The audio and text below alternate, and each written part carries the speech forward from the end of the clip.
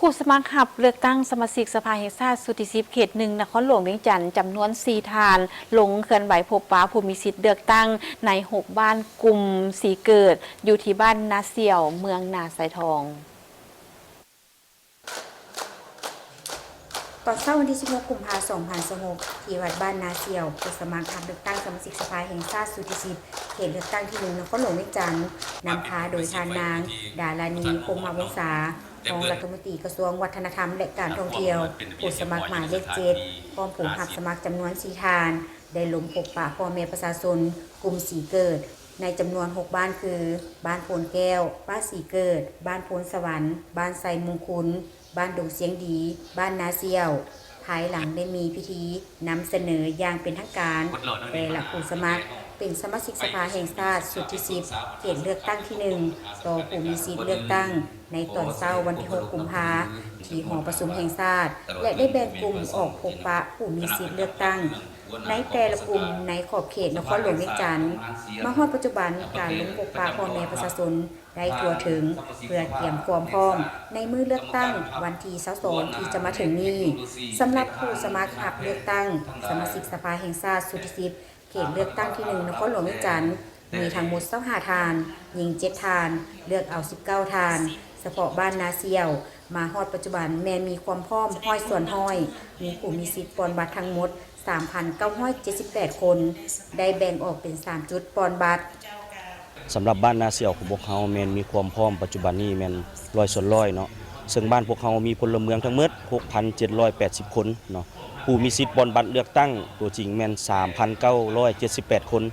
ซึ่งบ้านพวกเขาได้แบ่งออกเป็น3หีบบัตรเนาะจุดที่1แล้วแมนอยู่จุดห้องการบ้านจุดที่2แล้วแมนอยู่ค่ายทหารคอ10จุดที่3แล้วแมนอยู่เดินอาจารย์เกอมั่วเนาะถือว่าแบ่งออกเป็น3จุดในการปนบัตรทั้ง3จุดนี้แม่นสถานที่แม่นกาเขียมเงียบพร้อมแล้วแล้วก็บุคลากรด้านบุคลากรพวกเฮาก็กาเขียมได้สำเร็จเบิดแล้วเนาะรอแต่ฮอดมื้อวันที่22เดือน2 2026มื้อวันอาทิตย์ก็เป็นมื้อปนบัตรตัวจริงก็ถือว่าพวกเฮามีความพร้อมในทุกด้านแล้วเนาะถือว่าต่างหน้าให้องค์การปกครองบ้านนาเสี่ยวเนาะเว้ารวมบ่เฉพาะขอเชิญชวนพ่อแม่ประชาชนทั่วประเทศเว้าเฉพาะกันแม่นบ้านนาเสี่ยวของพวกเฮาให้ออกมาใช้สิทธิ์ใช้เสียงปนบัตรเลือกตั้งในมื้อวันที่22เดือน2 2026นี้ซึ่งเป็นมื้อปอนบัตรเลือกตั้งเนาะเอาสมาชิกสภาแห่งชาติสุทธิสิบและสมาชิกสภาประชาชนนครหลวงสุทธิ5เนาะขอเชิญพ่อแม่ประชาชนออกมาใช้สิทธิ์ใช้เสียงตนเองเลือกตั้งเอาผู้แทนเข้าสภาเนาะขอเชิญพวกแม่ตู้เนี่ยก็ดีใจละที่ว่าได้มาผู้แทนใหม่ก็ได้แม่ตู้ก็ดีมุกดีใจอย่าได้ผู้นำผู้เก่งกล้าสามารถผู้อันนั้นพัฒนาบ้านเฮานี่แล้วบ้านเฮาเมืองเฮานี่ละให้เจริญหุ่งเฮืองหั่นละ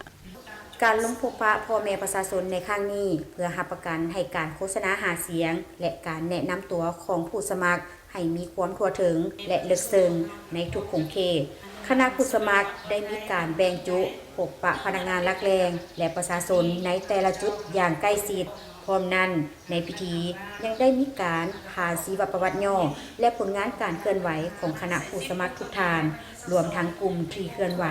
อยู่บ่อนอื่นรวมทั้งกลุ่มที่เคลื่อนไหวอยู่จุดอื่นอย่างละเอียดเพื่อให้ผู้มีสิทธิเลือกตั้งได้รับรู้ข้อมูลอย่างรอบด้านได้แลกเปลี่ยนความคิดความเห็นและสมเทียบมาตรฐานของผู้สมัครแต่ละท่านอย่างถี่ถ้วนและมีประชาธิปไตยการพบปะในครั้งนี้ถือว่าเป็นบัตรก้าวที่สำคัญเพื่อแนใส่ให้พ่อแม่ประชาชนสามารถตัดสินใจ